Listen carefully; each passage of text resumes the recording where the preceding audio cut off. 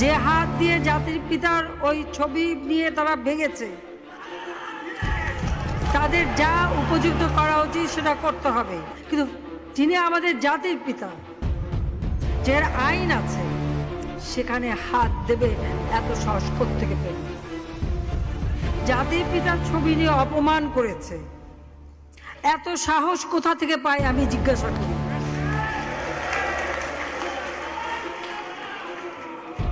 আমি জানি না আমাদের হাই কমিশনার এখন কারা বসেছিল এবং তারা সেখানে কিছুই করতে পারলো না কেন, সেটাও বড় প্রশ্ন।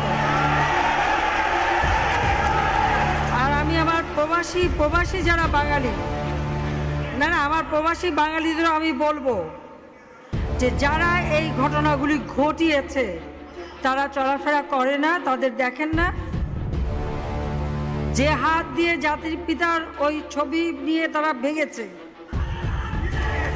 তাদের যা উপযুক্ত করা উচিত সেটা করতে হবে।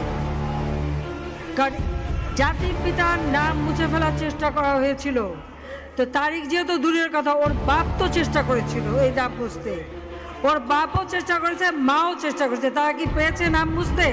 পারে নাই। ইতিহাস কখনো কেউ চাপা দিতে পারে না।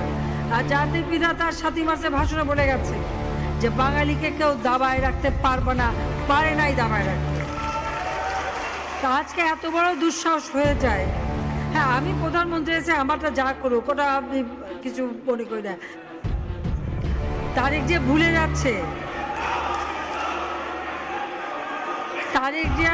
যাচ্ছে, যে তার মা দুর্নীতি করে জেলে গেছে, আজকে তার